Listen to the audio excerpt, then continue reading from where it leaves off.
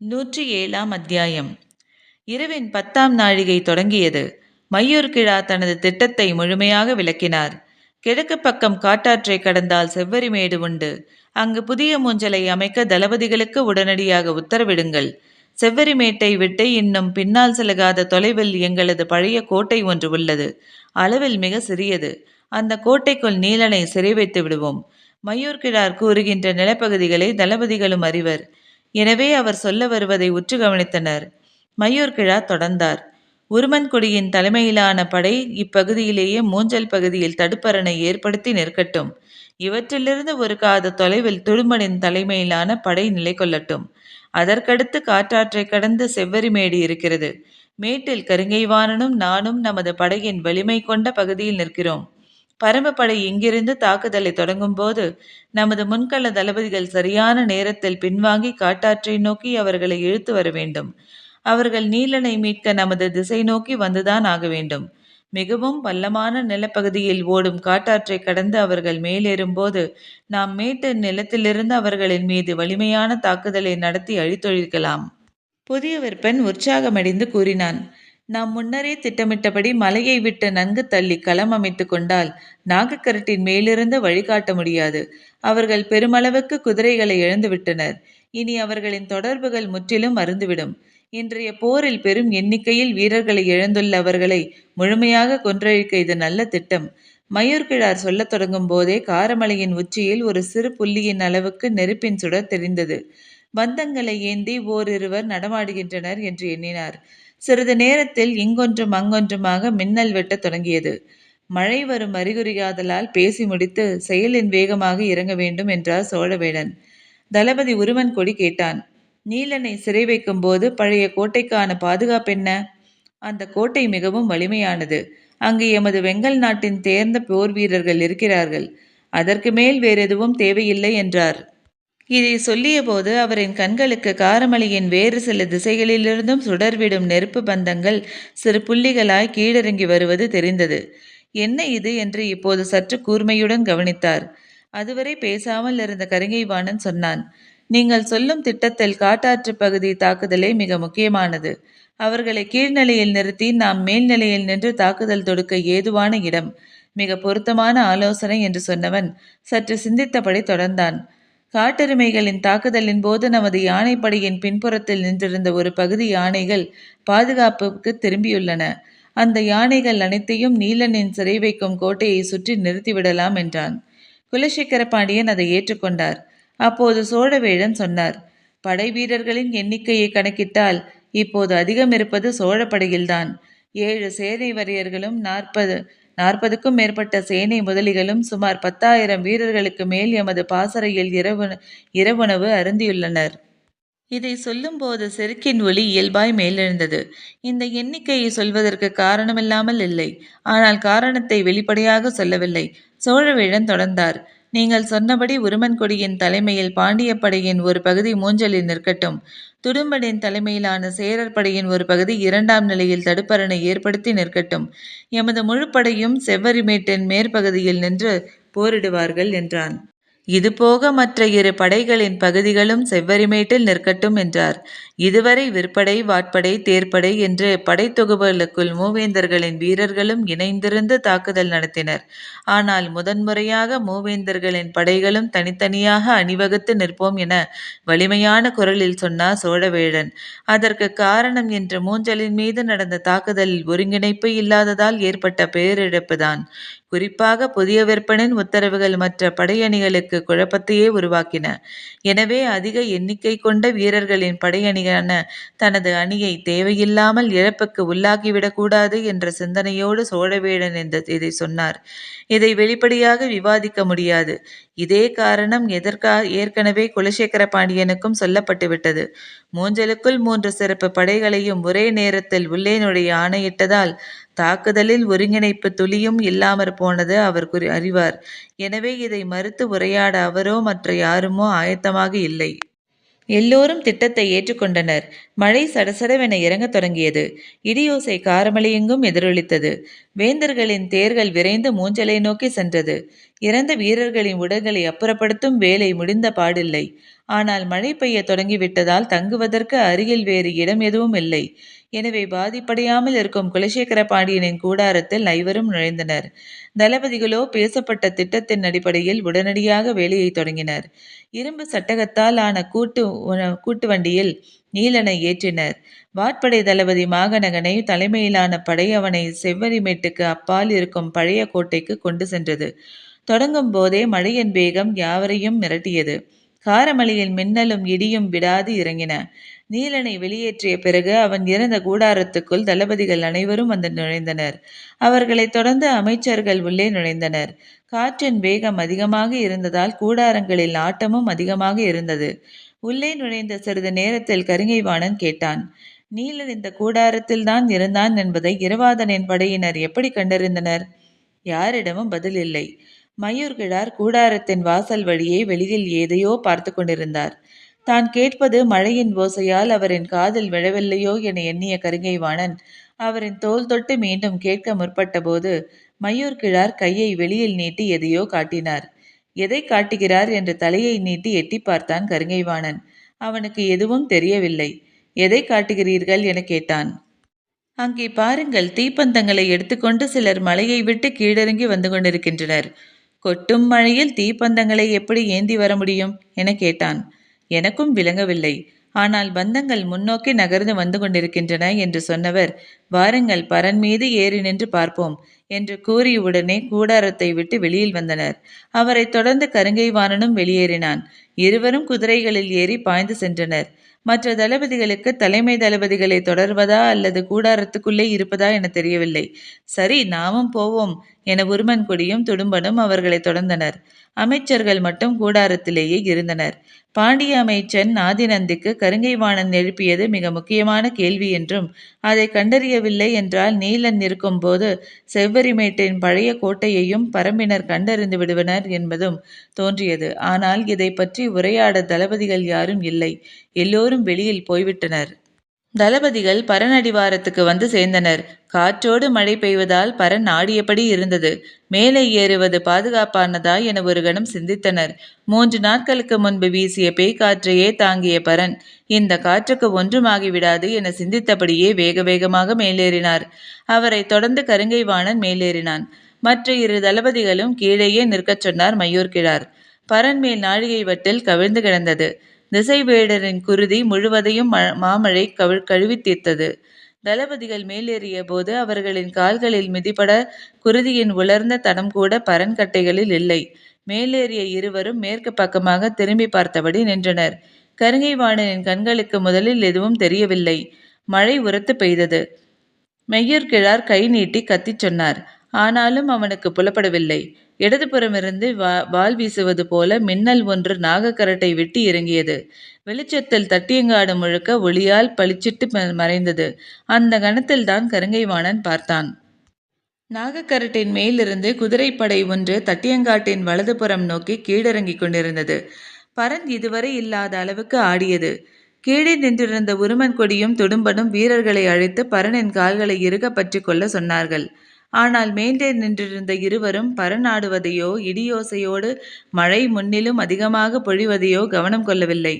அவர்களின் கவனமெல்லாம் கொட்டும் பேய்மழையில் தீப்பந்தங்கள் எப்படி எரிந்து கொண்டிருக்கிறது என்பதுதான். வருவது மிக சிறிய படைதான். ஆனால் பெரிய தாக்குதல் நடத்திவிட முடியாது. ஆனால் ஏன் அவர்கள் வந்து கொண்டிருக்கிறார்கள்? எல்லோர் கைகளிலும் மந்தம் இருக்கிறது. எதை எரியூட்ட வருகிறார்கள் என சிந்தித்தபடி நின்றனர். நள்ளிரவு 15ஆம் நாழிகை முடிவுறும் நேரம் எதிரிகளின் செயல்களை உற்று பார்த்தபடி நீண்ட நேரம் நின்று கொண்டிருந்தனர். மனத்துக்குள் பெருங்குழப்பம் நிலவிக் கொண்டிருந்தது. சோழப்படையின் பாசறைதான் அந்த திசையில் முழுமையாக இருக்கிறது. நாகக்கரட்டிலிருந்து கீழிறங்கிய வீரர்கள் நேராக அந்த பாசறைகளை நோக்கி போகின்றனர். இவ்வளவு சிறிய படையினர் 10,000 வீரர்கள் இருக்கும் சோழர்களின் பாசறையை தாக்கப் போகிறார்களா?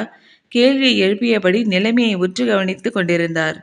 கருங்கைவாணனோ மலை மேலிருந்து கீழங்கியுள்ள அந்த சிறிய படையை தாக்கி அழிக்க உத்தரவிட வேண்டும் என துடித்தான். சற்று பொறுப்போம், என்ன நடக்கிறது என தெரிந்து கொள்வோம் என்கிறார் மயூர்கிழார். அவருக்கு சுளுந்து கம்பியின் நினைவு வந்தது. கருங்கைவாணனிடம் சொன்னார். காட்டுக்குள் அரிய வகையான சுலுங்கு கம்பு இருக்கிறது. அதை கூராக வெட்டி தீப்பற்ற வைத்தால் அது கொழுந்துவிட்டு எரியும். காற்றாலும் மழையாலும் அதை அணைக்க முடியாது. குச்சியை கீழே போட்டு அதன் மேல் மண்ணள்ளி கொட்டினால் மட்டுமே அணைக்க முடியும் என்றார். கீழிறங்கிய பரம்பு நாட்டு குதிரை வீரர்கள் பாசறையை நெருங்கிவிட்டனர் என்பது தெளிவாக தெரிந்தது. அவர்கள் இரு பிரிவுகளாக பிரிந்து பாசறையின் இரு பக்கங்களிலும் சுற்றுவதை மந்தச்சுடர்கள் நகரும் வழிகளிலிருந்து புரிந்து கொள்ள முடிந்தது. சோழப்படையின் பெரும் பாசறை அதுதான். அங்கு காவல் வீரர்கள் இருப்பர். ஆனாலும் மழை கொட்டும் இந்த நள்ளிரவில் விழிப்போடு இருப்பார்களா என்பது ஐயமே. நாம் முரசொலி எழுப்ப கவனப்படுத்துவோமா என கேட்டான் கருங்கைவாணன். இந்த மழையில் முரசின் ஓசையோ கொம்போசையோ அவ்வளவு தொலைவுக்கு கேட்காது என்றார் மயூர்கிழார். காற்றின் வேகத்தால் பரன் கடுமையாக ஆடியது. கவனமாக இறுக்கி பிடித்து நில்லுங்கள் என்று சொன்னான் கருங்கைவாணன். இடதுபுறமாக இருக்கும் கம்பை நன்றாக பிடித்து நின்றான். அப்போது வடகோடியில் மின்னல் வெட்டி இறங்கியது. அதை உற்று பார்த்தபடி அப்படியே நின்றான். சிறிது நேரம் இருவரிடமும் பேச்சு ஏதும் இல்லை. பிறகு மயூர்கிழார் கேட்டார், அந்த தீப்பந்தங்கள் அசையாமல் நின்ற இடத்திலேயே நிற்கின்றன, கவனித்தீர்களா? கருங்கைவாணன் இடதுபுறம் இருக்கும் கம்பத்தை பிடித்து கொண்டு அந்த பக்கமாக பார்த்து கொண்டிருந்ததால் அவர் கேட்பது காதில் விழவில்லை. மயூர்கிழார் மீண்டும் உரத்து குரல் கொடுத்த போதுதான் கருங்கைவாணன் திரும்பினான். என்ன? அவர்கள் ஈட்டியின் மேல் முனையில் பந்தங்களை கட்டி கொண்டு வந்துள்ளனர். அவற்றை வீசி எறிந்ததால் ஈட்டி குத்தி நிற்கும் இடமெல்லாம் பந்தங்கள் நின்று எரிகின்றன என்றார். வந்தவர்கள் எங்கே? அவர்கள் நாகக்கரட்டுக்கு திரும்புகின்றனர். மின்னல் ஒளியில் பார்த்தேன். நானும் பார்த்தேன்.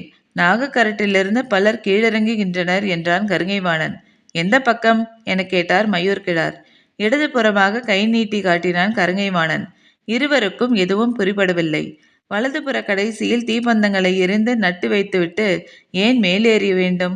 இடதுபுறம் தட்டியங்காட்டுக்கு பக்கமாக மலையை விட்டு ஏன் கீழிறங்கி வர வேண்டும் என்று சிந்தித்தபடி நின்று கொண்டிருந்தனர். மழையின் சீற்றம் மேலும் கூடியது. மயூர்கிழார் ஏதேதோ எண்ணியபடி இருந்தார். முதலில் காரமலையின் உச்சியில் தீப்பந்தம் எந்த இடத்தில் தெரிய தொடங்கியது என நினைவு கூர்ந்தார். மனதில் ஐயம் ஒன்று மேலெழும்பியது. அதன் பிறகு அவரிடமிருந்த எப்பேச்சும் வெளிவரவில்லை. ஏன் எதுவும் சொல்லாமல் நிற்கிறார் என கருங்கைவாணனுக்கு புரியவில்லை. உள்ளுக்குள் பரவிய நடுக்கம் அவரை எளிதில் பேச அனுமதிக்கவில்லை. சற்று நேரம் கழித்து சொன்னார், அவர்கள் அனலி இருக்கும் குகையிலிருந்து நெருப்பை ஏந்தி வந்திருப்பார்களோ என அஞ்சுகிறேன். அனலி என்றால் கேட்டான் கருங்கைவாணன். நெருப்பு பூச்சி உச்சிமலையின் நடர்குகைக்குள் இருக்கும். நெருப்பை பார்த்தால் அதை தொடர்ந்து அப்படியே வந்துவிடும். அதன் ரீங்கார ஓசை பல்வேறு நச்சுப்பூச்சிகளை கவரக்கூடியது. அந்த அணிலியின் இருக்கும் குகையில் இருந்து எடுத்து வரப்பட்ட தீபந்தங்கள் அவை. அந்த பந்தங்களில் தொடர்ச்சியாக பல்லாயிரம் பூச்சிகள் இந்நேரம் அங்கே வந்திருக்கக்கூடும். எல்லாம் பந்தத்தை சுற்றி இருளுக்குள் பறந்து கொண்டிருக்கும். அந்த இடத்தில் உயிரினங்களின் நடமாட்டம் இருப்பதை அவை அறிந்தால் கொடுந்தாக்குதலை நடத்தும். நம் வீரர்கள் பாசறையிலிருந்து வெளிவர தொடங்கியதும் அங்கு நடக்கப் போவதை என்னால் கற்பனை செய்து பார்க்க முடியவில்லை. ஏன் அவ்வளவு மோசமான விளைவுகள் ஏற்படும் என அஞ்சுகிறீர்களா? அநேகமாக சோழர் பாசறையிலிருந்து 10 ஒரு வீரன் கூட தப்ப முடியாது. அனலின் பூச்சி கடிக்க வேண்டாம், மேலே பட்டாலே போதும், மொத்த உடலும் தீப்பிடித்து எரிவதைப் போல துடித்து கொள்ள தொடங்கும். இதை அவர் சொல்லிக் கொண்டிருக்கும் போதே வெங்கல் நாட்டு திசையிலிருந்து குதிரையில் இருவர் வேகமாக வந்து சேர்ந்தனர். கொட்டும் மழையின் வேகத்தால் வந்திருப்பது யார் என தெரியவில்லை. பரனின் கீழே இருந்த தளபதி உருமன்குடி பரன் மேலே பார்த்தபடி மயூர்கிழாரை தேடி வந்துள்ளனர் என்று உரத்த குரலில் கத்தினான்.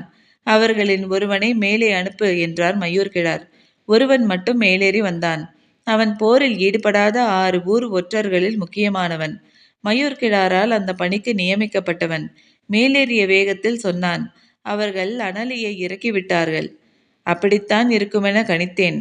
அனைவரும் உடனடியாக இந்த நிலத்தை விட்டு வெளியேறுவது நல்லது என்று சொன்னவன், அது மட்டுமல்ல, பாண்டியர் படையின் பாசறையை சுற்றி எண்ணற்ற ஈட்டிகளை எரிந்துள்ளனர். பாண்டிய வீரர்களின் பாசறை சோழப்படைக்கு கீழ்ப்புறமாக இருப்பதால் இங்கிருந்து பார்ப்பது கடினம். எனவே பரன் மேலிருந்தவர்களுக்கு அது பற்றி தெரியவில்லை. பந்தத்துடனா என பதற்றத்துடன் கேட்டார் மயூர்கிழார். இல்லை, பந்தமில்லாமல் தான் ஈட்டிகள் மண்ணில் குத்தி நிற்கின்றன. வெறும் ஈட்டியை ஏன் எரிந்துள்ளனர்? அதை அருகில் சென்று பார்த்தால்தான் தெரியும். ஆனால் அருகில் சென்று பார்க்க நம் வீரர்கள் மிகவும் அஞ்சுகின்றனர். ஆனால் என்னவாக இருக்கும் என்று வீரன் ஒருவன் சொன்னான். என்ன சொன்னான்? இருள்வேல மரத்தின் அடியிலிருந்து உருவாகும் சிவப்பு நிற பிசின் ஈட்டி முழுவதும் தடவப்பட்டிருக்கலாம். அது மழைக்கு கரையாது என்று சொல்லி நிறுத்தி கொண்டான். மையூர் கிழார் உறைந்தார். அந்த பிசுனால் என்ன ஆபத்து என கேட்டான் கருங்கைவாணன். இரவில் ஆபத்தேதும் இல்லை. ஆனால் பொழுது விடிய தொடங்கியதும் காரமலை முழுவதிலும் இருக்கும் பறக்கும் மட்டைகளும் கொம்பு பூச்சி வண்டுகளும் பிசின் வாழைக்கு அங்கு வந்துவிடும். எதிர்படும் மனிதர்கள் யாரும் தப்புவது எளிதல்ல. கொம்பு பூச்சி வண்டின் உடலெல்லாம் முள்ளும் பன்றியின் போல சின்னஞ்சிறிய கொம்புகள் பல்லாயிரம் உண்டு. ஒரு கொம்பு மனிதனின் மீது பட்டால் போதும், விரல்கள் ஒவ்வொன்றும் கையளவு பருத்துவிடும். ஒரு மாதமானாலும் அவனால் எதுவும் செய்ய முடியாது என்று சொல்லிக் கொண்டிருக்கும் போதே பரணின் கீழே ஏதோ சத்தம் கேட்டது. என்னவென்று எட்டி பார்த்தான் மையூர் கிழார். வெங்கல் நாட்டு அரண்மனையின் தலைமை ஒற்றன் மேலே அனுமதிக்கச் சொல்லி சத்தம் கொடுத்து கொண்டிருந்தான். அவனை மேலே அனுப்பு என கத்தினார் மையூர் கிழார். அவரின் ஓசை எதுவும் கீழே கேட்கவில்லை. கையசைவை வைத்து புரிந்து கொண்ட உருமன்குடி அவனை மேலே அனுப்பினான். காற்றும் மழையும் இவ்வளவு அதிகமாக இருக்கும்போது ஏன் இவரையும் மேலே அனுப்பச் சொல்கிறார் என கோபப்பட்டான் உருமன்குடி. அவன் ஏறும் வேகமே பரனை எதிர் திசையில் ஆட்டுவதைப் போல இருந்தது. பதற்றத்தின் உச்சத்தை அவனது உடலின் வேகம் சொல்லியது. படியில் ஏறும்போதே சத்தமாக சொன்னான். பரம்பின் பன்னிரு குடிகளும் கீழிறங்கிவிட்டன. என்ன சொல்கிறாய் என கேட்டார் மையூர் கிழார். ஆம், 4 குடிகளைத் தவிர பரம்பில் அடைக்கலமாக போன 12 குடிகளும் இறங்கித் தாக்க பாரி அனுமதி அளித்து விட்டான். தலைமுறை தலைமுறையாக மூவேந்தர்களின் மீதிருக்கும் பகை தீர்க்க எல்லோரும் மலையை விட்டு கீழிறங்கிவிட்டனர். அப்போது பேரோசையோடு வெட்டி இறங்கிய மின்னல் ஒளியில் மையூர் கிழாரின் முகத்தை பார்த்தான் கருங்கைவாணன். அதன் பிறகு அவன் வாய் திறக்கவே இல்லை. வந்தவன் சொன்னான். வெங்கல் நாட்டினர் எல்லோரும் வெளியேறிவிடுங்கள் என 6 ஊர்க்காரர்களிடமும் செய்தி வந்துள்ளது.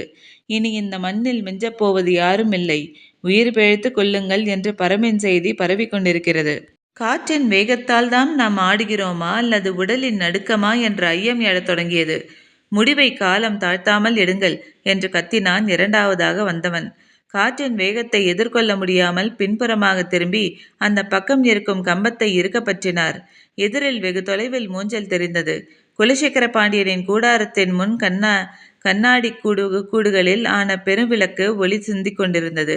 பார்த்த கணத்தில் ஆபத்து புரிய தொடங்கியது. பெருங்குரலில் விளக்கை அணையுங்கள் என்று கத்தினார். மழையின் ஓசையில் பக்கத்தில் இருப்பவர்களுக்கு கூட அது கேட்கவில்லை. கடைசியாக மேலேறியவனை விட 2 மடங்கு வேகத்தில் கீழே இறங்கினார் மையூர் கிழார். அவரை தொடர்ந்து அனைவரும் இறங்கினர். இறங்கிய வேகத்தில் குதிரையின் மேலேறி மூஞ்சலை நோக்கி விரைந்தார். மற்றவர்களும் அவரின் பின்னால் குதிரையை விரட்டி கொண்டு வந்தனர். விளக்கொலியின் அபாயத்தால் துடித்தது மையூர் கிழாரின் உடல். குதிரையை விடாது அடித்து விரட்டினார். மூஞ்சலை நெருங்கிய போதே பெருங்குரலில் கத்தினார். விளக்கை அணையுங்கள், விளக்கை அணையுங்கள். மூஞ்சலின் குலசேகர பாண்டியனின் கூடாரத்தை சுற்றி மூவேந்தர்களின் மெய்க்காவல் படை வீரர்கள் நின்றிருந்தனர். மையூர் கிழாரின் ஓசை கேட்டதும் ஏதோ ஆபத்தென்று புரிந்து கொண்டு விளக்கின் ஒளியை குறைத்தனர். முழுமையாக அணையுங்கள் என்று கத்தியபடி குதிரையை விட்டு தவ்வி இறங்கினார். மெய்க்காவலர் வீரன் ஏதோ சொல்ல வந்தான். ஆனால் அது கேட்கும் நிலையில் மையூர் கிழார் இல்லை. இறங்கிய வேகத்தில் அருகில் இருந்த ஈட்டியை எடுத்து விளக்குகளுக்கு கண்ணாடிகளை அடித்து நொறுக்கினார். விளக்கொலி முழுமுற்றாக விழுந்து அணைந்தது. நேரத்தில் என்ன நடக்கிறது என புரிந்து கொள்வதற்குள் எங்கும் இருள் சூழ்ந்தது. மெய்க்காவல் தளபதி ஏதோ தவறு நடக்கப் போகிறது என மையூர் கிழாரை நோக்கி குரல் உயர்த்தி நெருங்குவதற்போது கருங்கைவாணன் கத்திக்கொண்டே வந்து சேர்ந்தான். அவனது குரல் கேட்டுதான் வீரர்கள் அமைதியாயினர். கூடாரத்துக்குள் நுழைய அனுமதி கேட்பதற்கெல்லாம் நேரமில்லை. திரையை விலக்கி சட்டென உள்ளே நுழைந்தார் மையூர் கிழார். அவரை தொடர்ந்து கருங்கைவாணனும் உள்ளே நுழைந்தான். அனுமதி ஏதுமின்றி மேலெல்லாம் கொட்டும் மழை நீரோடு அப்படியே உள்ளே நுழைந்துள்ள இருவரையும் பார்த்த கணத்தில் வேந்தர்களின் முகங்கள் இறுகின. பேரரசே, உடனடியாக விளக்கை அணைக்க உத்தரவிடுங்கள் என்றார் மையூர் கிழார். கூடாரத்துக்குள் இருக்கும் விளக்கை ஏன் அணைக்க வேண்டும் என கேட்டார் சோழவேடன். விளக்கத்தை பிறகு சொல்கிறேன். ஒரு கணம் காலம் தாழ்த்தினால் கூட நாம் பேராபத்தில் சிக்கிக்கொள்வோம் என்று கத்தினார். ஆபத்தை உணர்ந்த குலசேகர பாண்டியன் விளக்கை அணையுங்கள் என்றார். உள்ளே வேந்தர் குடும்பத்தை சார்ந்த 5 மட்டுமே இருந்தனர். மையூர் கிழாரும் கருங்கைவாணனும் உள்ளே நுழைந்துள்ளனர். இருவரும் பாண்டிய நாட்டை சேர்ந்தவர்கள். இந்நிலையில் விளக்கை முற்றிலுமாக அணைக்க சொல்வதில் பாண்டியனின் சதியேதும் இருக்குமோ என்ற ஐயத்தில் தளபதி உச்சந்தனை உள்ளே வரச்சொல் என கத்தினார் சோழவேடன். தேர்ப்படைக்கு தலைமை தாங்கிய சோழ தளபதி வெறுங்காலன் கொல்லப்பட்ட பிறகு உச்சந்தனிடம் அந்த பொறுப்பு ஒப்படைக்கப்பட்டுள்ளது. சோழவேழனின் உரத்த குரலில் வெளியில் நிற்கும் உச்சந்தனுக்கு கேட்டது. விளக்கை அணைக்கும் கணத்தில் அவன் உள்ளே நுழைந்தான். துடும்பன் எங்கே என கத்தினான் உதயஞ்சேரல். உள்ளே வந்து விட்டேன் பேரரசே என கூறியபடி உள்ளே நுழைந்தான். ஆனால் யார் எங்கு இருக்கிறார்கள் என்பது எதுவும் தெரியவில்லை. மழையின் பேரோசையும் நம்பிக்கையின்மை உருவாக்கிய அச்சமும் கூடாரம் முழுக்க நிரம்பியிருந்தன. போரின் நெருக்கடி உருவாக்கியுள்ள நம்பிக்கையின்மையை சேரனும் சோழனும் கன நேரத்தில் வெளிப்படுத்தினர். குலசேகர பாண்டியனின் அதிர்ந்த முகத்தை பார்க்க துளியளவும் வெளிச்சமில்லை. மூவேந்தர்களும் முழுமையான இருளுக்குள் முகமற்று இருந்தனர். எதை நோக்கி கேள்வி எழுப்புவது என தயங்கியபடியே கேட்டார் குலசேகர பாண்டியன். விளக்கை அணைத்துவிட்டு பேசும் அளவுக்கு அப்படி என்ன ஆபத்து வந்துவிட்டது? எதிரிகள் அனலி பூச்சிகளை மலை உச்சி குகைக்குள்ளிருந்து தரைக்கு கொண்டு வந்து விட்டார்கள் பேரரசே. சொல்லி முடிக்கும் முன் உதயஞ்சேரலின் குரல் வெடித்து வந்தது. பதற்றத்தின் உச்சத்தில் அவன் கேட்ட கேள்வியும் அதற்கு மயூர்கிழா சொன்ன பதிலும் அவையை நடுங்கச் செய்தன. அனலியை பற்றி நன்கு அறிந்தவன் சேரன். எனவே அந்த பெயர் கேட்டவுடன் துடித்து போனான். இறுதியாக கேட்டான், எந்த திசையில் கீழிறங்கி இருக்கிறார்கள்? சோழர் படையின் பாசறையை சுற்றி. சொல்லும் வரை இந்த அவையில் அந்த உருவாக்கப் போகும் விபரீதத்தை மயூர்கிழா சிந்தித்தவில்லை. உதயஞ்சேரலும் மயூர்கிழாரும் வெளிப்படுத்திய பதற்றம் இப்போது செங்கணச் சோழனுக்கும் சோழவேழனுக்கும் பரவியது. எம் போர் வீரர்களின் பாசறை ஆபத்தில் மாட்டிக்கொண்டதா? செங்கணச் சோழனின் கேள்விக்கு யாரும் பதில் சொல்லவில்லை. எங்கு நிற்கிறீர்கள் மயூர்கிழாரே, பதில் சொல்லுங்கள் என இருட்டுக்குள் கத்தினான் செங்கணச் சோழன். பதற்றமடைய வேண்டாம் பேரரசே, இரவில் வீரர்கள் யாரும் வெளிவராமல் கூடாரத்துக்குள்ளே இருக்க வேண்டும். பொழுது நன்றாக விடிந்து கதிரவன் ஒளி காய்ந்து இறங்கும் வரை அனலியே ஆற்றலோடு இருக்கும். உச்சி வெயில் ஏறிய பிறகு அந்த வேகம் குறையும். ஆனால் அதுவரை வீரர்கள் யாரும் கூடாரத்தை விட்டு வெளிவரக்கூடாது என்றான்.